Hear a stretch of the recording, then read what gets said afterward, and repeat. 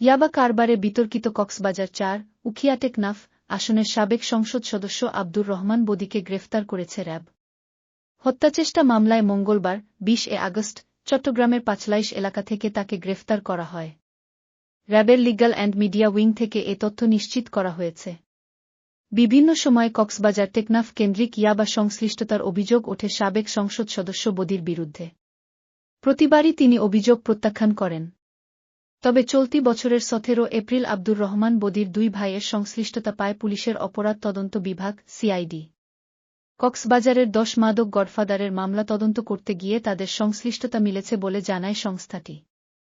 মাদক নিয়ন্ত্রণ অধিদপ্তর এবং বেশ কয়েকটি গোয়েন্দা সংস্থা ও আইনশৃঙ্খলা বাহিনীও বদিকে মাদকের গডফাদার হিসেবে চিহ্নিত করেছে একাধিকবার। ২০০২ সালে টেকনাফ পৌরসভার মেয়র নির্বাচিত হন বদি।